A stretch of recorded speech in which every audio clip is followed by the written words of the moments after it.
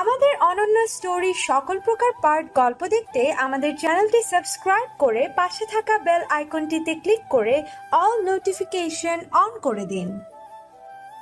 তোর উপর আমার ভরসা নেই, তাই আগে তুই খেয়ে দেখা, তারপর আমি খাবো। আদ্রিতা দাঁত কিরমির করে বলল, পারবো না। আপনার খাওয়ার হলে খান, না খেলে জাহান্নামে যান। বলেই বেরিয়ে যাওয়ার জন্য কদম এগুতেই নিবিড় হুমকিপূর্ণ কণ্ঠে বলে উঠল, আমি তোকে যেতে বলিনি পুতুল। আমার কথা অমান্য করার ফল নতুন করে মনে করিয়ে দিতে বাধ্য করিস না। একদম তুলে একটা আছাড় মারবো শুধু, ব্যাস। দমে গেল আদ্রিতা, আর এগোনোর সাহস পেল না। এই লোকের কোনো ভরসা নেই। সত্যি সত্যি আছাড় মেরে নাড়ি ভুড়ি বের করে দেওয়ার মতো ক্ষমতা আছে তার যে শরীর, বিষয়টা শুধু মরে যাওয়া বলে না, মরার পর যখন আমার ছবি মিডিয়ায় আসবে তখন নাড়ি ভুড়ি বের হওয়া ছবি কেমন বিশ্রী দেখাবে। ছি ছি ছি, সবাই হা হা রিয়েক্ট দেবে, আমার ছবি নিয়ে কত ট্রোল করবে। এমন ভয়ঙ্কর পরিণতি ভেবে ভয়ে সুরসুর করে কদম পিছিয়ে নিল আদ্রিতা। খাবারের ট্রে হাতে হাতে ডিভানে বসে স্যান্ডউইচে এক কামড় বসালো আর এক ঢোক জুস খেয়ে বলল, হয়ে গেছে নিবিড় ভাইয়া, এই যে দেখুন আমি খেলাম, এখন নিশ্চিন্তে খেতে পারেন, এই নিন। নিবিড় বিছানায় আরাম করে হেডবোর্ডে হেলান দিয়ে বলল, এখন কি আমি তোর এটো খাবার খাবো? তুই যে পিচাস, না জানি কতদিন ব্রাশ করিসনি, তারও ঠিক নেই। আদ্রিতা হতভম্ব হয়ে বলল, তাহলে খেতে বললেন কেন আমাকে? এখন এগুলো কি করব? কেন, তুই খাবি? খাবার অপচয় করা আমার একদম পছন্দ না, তাই পুরোটা না খেয়ে এখান থেকে উঠবি না। কি? দেখুন আমি খেতে পারবো না, দুপুর 12টার আগে আমি খেতে পারি না, বমি আসে আমার।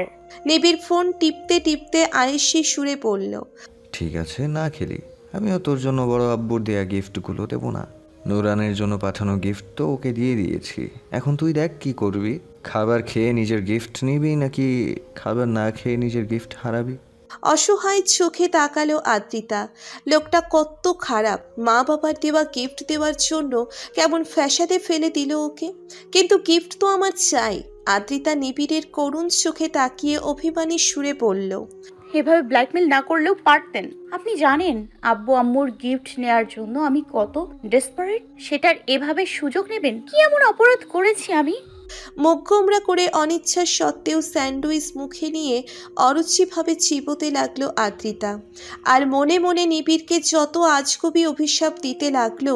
এই যেমন নিবিড় তার বাসর ঘরে বউয়ের ঘোমটা উঠাতেই যেন দেখতে পায় তার বউয়ের ফকির বাবার মতো লম্বা জট লাগানো দাড়ি, বাথরুম করার পর যেন টিস্যু পানি কিছু না থাকে, এমন সব উদ্ভট অভিশাপ দিতে দিতে খেতে লাগলো সে। নিবিড়ের ফোন ধরে রাখাটা তো শুধু উছিলা, নজর তো আবদ্ধ ওই অভিমানীর পানে। আদ্রিতার প্রতি উত্তরে সে নিজের মনে মনে আওড়ালো, অপরাধ তুই করেছিস পুতুল, অসামান্য অপরাধ। 7 খুনের মাফ আছে, তোর অপরাধের মাফ নেই। তুই রবি আমার আজন্ম অপরাধী, আমার প্রিয় অপরাধী। খাবার টেবিলের অবস্থা দেখে চোখ উল্টে পিঠে চলে আসার উপক্রম আদ্রিতার। রকমারি খাবারে ভরা টেবিলে সুই ঢোকানোর কায়দা নেই, মনে হচ্ছে কারোর কাঙালি ভোজের আয়োজন করেছে যেন। আদ্রিতা নিজেকে এই নিপীড়ন থেকে বাঁচানোর উপায় খুঁজছে। এমনিতেই ওই দৈত্য মানবের অত্যাচারে তখন পুরো একটি স্যান্ডউইচ আর জুস পেটের ভিতরে চালান করতে হয়েছে ওকে। এখন আবার খেতে বসতে হবে ভাবতেই মাথা ঘুরছে। এখন খেতে বসা মানে নির্ঘাত প্রাণ দান করা।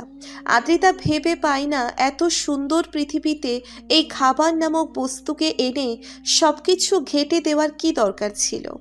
এখন বসার তার মোটেও ইচ্ছে নেই, কিন্তু সে জানে আদ্রিতা খেতে না বসলে এ বাড়িতে ছোটোখাটো শিরোর বয়ে যাবে। আমার কি হয়েছে, খাচ্ছি না কেন? এসব বলতে বলতে চিন্তায় সবাই আইসিইউতে পৌঁছে যাবে। সবার কাছে আদ্রিতা কলিজার টুকরো। এটা যেমন আদ্রিতার কাছে সৌভাগ্যের বিষয়, তেমন মাঝে মধ্যে এই আদরই আবার আমার কাল হয়ে দাঁড়ায়।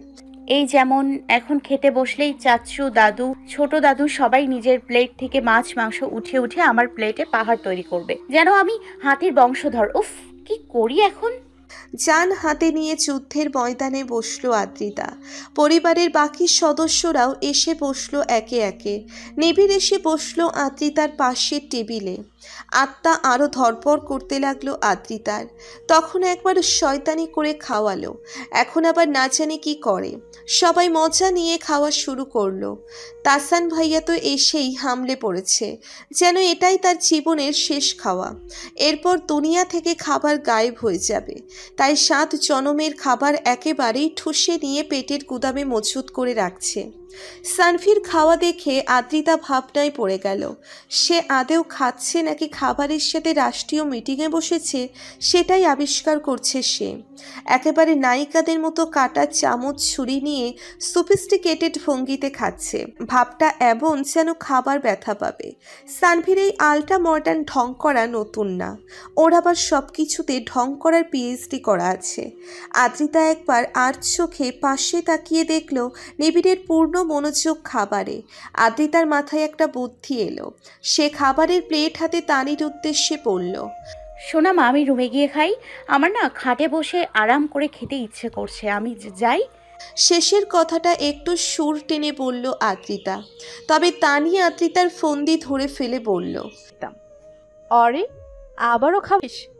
রুমে গিয়ে যে খাবারগুলো তোর বদলে তোর বিড়ালের পেটে যাবে, তা আমি ভালো, চুপচাপ এখানে বসে খেয়ে নে। নিবিড় পাশ থেকে খেতে বলে উঠল, মা এক কাজ করো, বিড়ালটাকে ধরে নিয়ে এসো, আজই অ্যানিম্যাল হাউসে দিয়ে আসবো। যে প্রাণী বাসায় থাকায় খাবারের চোরাচালানি হয়, সেই প্রাণীর এই বাসায় থাকার কোনো অধিকার নেই। হৃৎপিণ্ড মুখ দিয়ে বেরিয়ে আসার উপক্রম আদ্রিতার। বলে কি আমার মিমিকে সত্যি একটা দৈত্য দানব। অবস্থা বেগতিক দেখে ভয়ে চিৎকার গপাগপ মুখের ভিতরে খাবার ঠুসতে ঠুসতে বলল, এই তো খাচ্ছি আমি খাবার খাবো না, এমন মিথ্যে অপবাদ কে ছড়ালো? তুমিও না শোনা মা, যার তার কথায় কান দিয়ে বেড়াও। খেতে খেতে নিবিড়কে 1000 খানেক গাল দিল।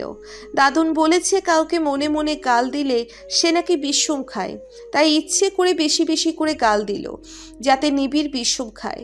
খাবার যাতে তার নাক মুখ দিয়ে উঠে বেহাল অবস্থা হয়ে যায়। সেই দশা দেখে পৈশাচিক আনন্দ পাবে আদ্রিতা। কিন্তু হায়, আদ্রিতার ফাটা কপাল। পাশে বসে নিবিড়ের বিষম তো দূর, খাবারের মাঝে এক গ্লাস পানিও খেলো না, পরম আনন্দে খাবার শেষ করলো। হতাশ হলো আদ্রিতা।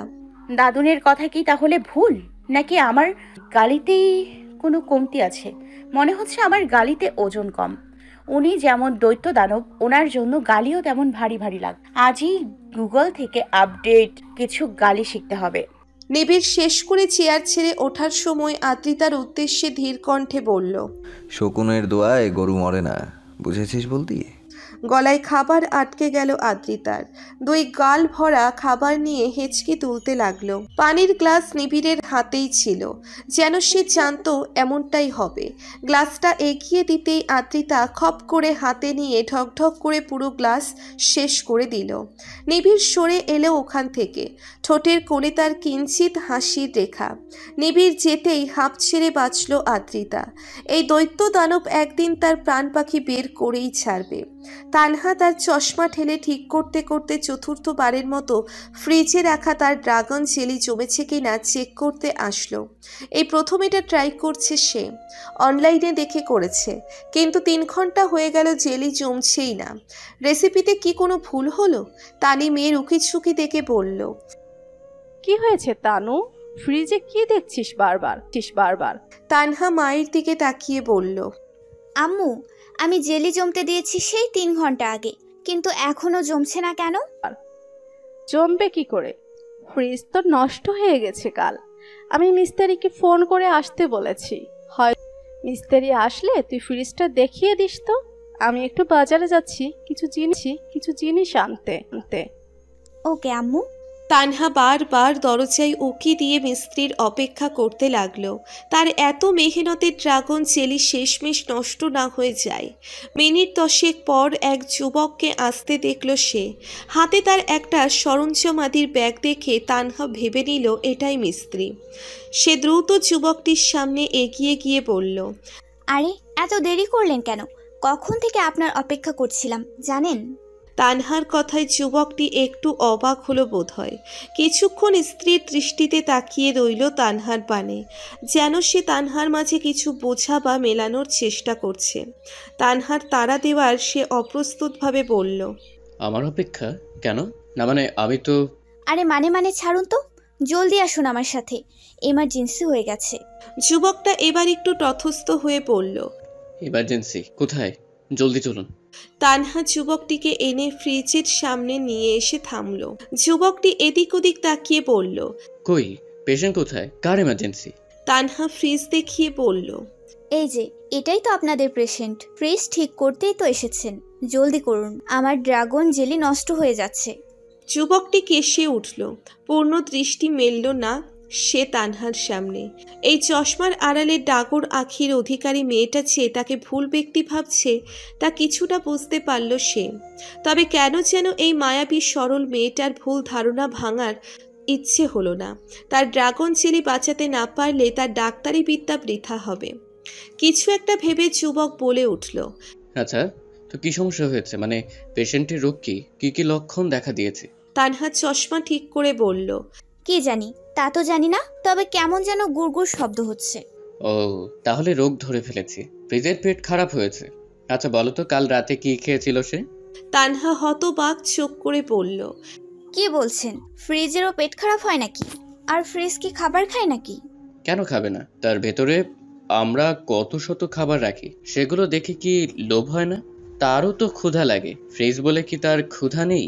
তোমাদের মতো মানুষের জন্যই আজ মেশিন জাতি অবহেলিত। তাদের ফিলিংস কেউ বোঝেই না।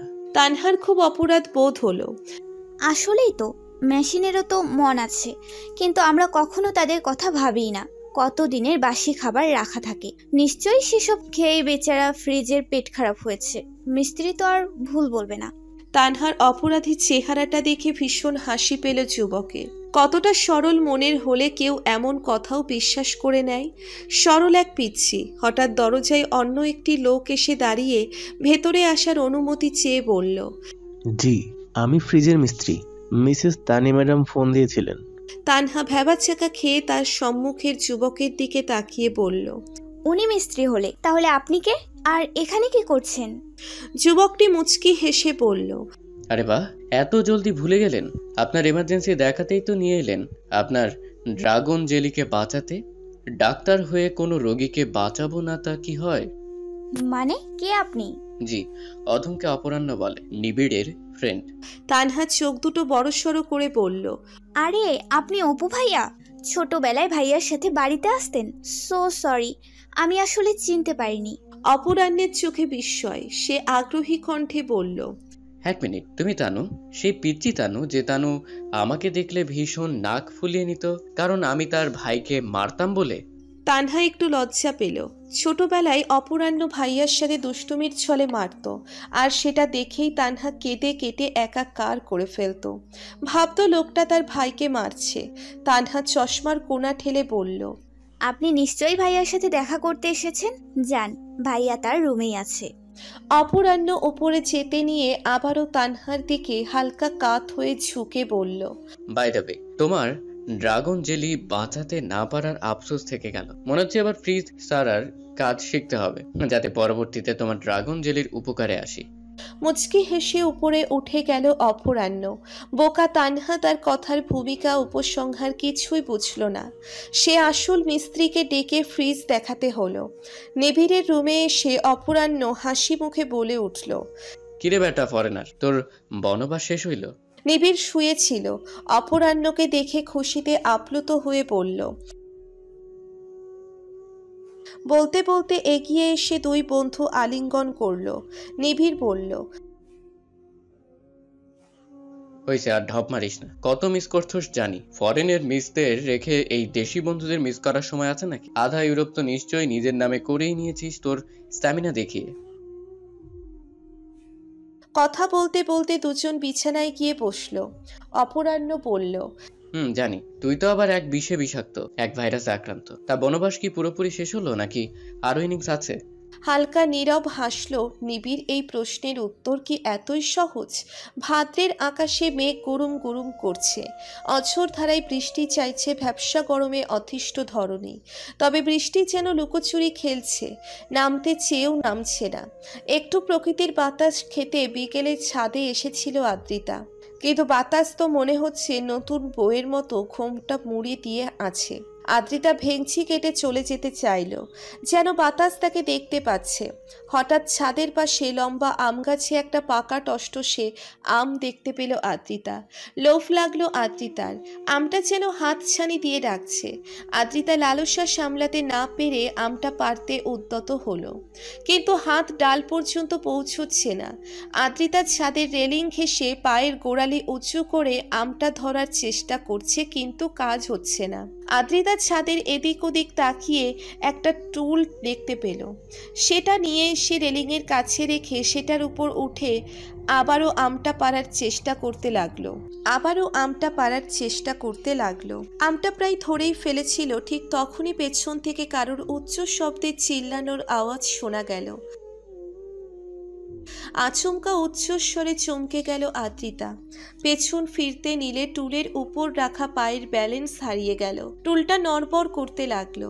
শেষ পর্যন্ত ব্যালেন্স রাখতে না পেরে পড়েই যেতে নিল সে। ভয়ার্থ হালকা চিৎকার করে দুই হাত ঝাপটাতে ঝাপটাতে চোখ খিচে বন্ধ করে উপর হয়ে পড়ে গেল আদ্রিতা ভাবল তার আয়ু বুঝি আজই শেষ। এই শক্ত ছাদে মুখটা বুঝি থেতলে আলু ভর্তা হয়ে যাবে। কিন্তু পড়ার কিছুক্ষণ পর আদ্রিতার হঠাৎ মনে হলো সে কোনো শক্ত কংক্রিটে পড়েনি, বরং কোনো মাংসল বস্তুর উপর পড়েছে, উষ্ণ কোনো কিছুর উপর। তার নাকে তীব্র এক সুগন্ধ এসে লাগলো, মোহনীয় মন মাতানো ঘ্রাণ। আদ্রিতা নাক টেনে ঘ্রাণটা আরো বেশি করে নিঃশ্বাসে ভরে নিল। তার এত দেশি বিদেশি ব্র্যান্ডের পারফিউম আছে, কিন্তু এমন সুগন্ধি সে আজ পর্যন্ত কোনো পারফিউমে পায়নি। এত সুন্দর সুগন্ধ কিসের? আবারও বেদম ধমক শুনে হুঁশ ফিরল আদ্রিতার। ফট করে চোখ খুলে তাকিয়ে মাথা তুলে তাকাতেই বিস্মিত হয়ে গেল সে। নিবিড় ভাইয়া, আমি নিবিড় ভাইয়ার উপর পড়েছি, কিন্তু ছাদের ফ্লোরের জায়গায় উনি কখন এলো? আদ্রিতা খেয়াল করলো নিবিড়ের চোখ দুটো অসম্ভব লাল হয়ে আছে, চোয়াল শক্ত হয়ে চামড়ার উপর দৃশ্যমান হয়ে আছে। ভয়ে শুকনো ঢোক গিলল আদ্রিতা। ওনার চোখে কি আলতার কৌটা ঢেলে পড়েছে নাকি? এমন ভয়ঙ্কর চেহারা করে আছে কেন? মনে হচ্ছে এক্ষুনি আমাকে পিচ পিচ করে কেটে গ্রিল করে টমেটো সসে চুবিয়ে চুবিয়ে খাবে। আমি ওনার উপর পড়েছি বলে? কিন্তু আমার কি দোষ? আমি কি জানতাম নাকি উনি এখানে চিত হয়ে শুয়ে আছে? এটা কোনো শোবার জায়গা হলো? অদ্ভুত প্রাণী, নিজে ভুল জায়গায় শুয়েছে, আবার আমাকে দেখো কেমন ভয়ঙ্কর লুক দিচ্ছে। আদ্রিতার ভাবনা চিন্তার মাঝেই নিবিড় আরো একবার ধমকে চোয়াল চিবিয়ে বলে উঠল, এখন কি উঠবি, নাকি আমার কলিজা ফুসফুস সব ঠেসে ফাটিয়ে ফেলবি? ওঠ এক্ষুনি। হাতিনীর শরীর নিয়ে আমার কলিজা ভর্তা করে ফেললি। নিবিড়ের পরপর ধমকে বেচারি আদ্রিতা কেঁদে দিবে প্রায়। আমাকে কোন দিক দিয়ে ওনার হাতি মনে হয়? অসভ্য দৈত্য দানব একটা। কাঁদো কাঁদো মুখ করে আদ্রিতা ওঠার চেষ্টা করলো। নিবিড়ের দুই পাশে হাতে ভর দিয়ে উঠতে চাইল সে, কিন্তু উঠতে তো পারলই না, বরং উল্টে হাত ফসকে আবারও নিবিড়ের বুকের উপর গিয়েই পড়ল। মুখ থুবড়ে পড়ে নাক আর ঠোঁট দুটোই ঠাস করে লেগে নিবিড়ের শার্টের ফাঁকে বের হয়ে থাকা উষ্ণ বুকে।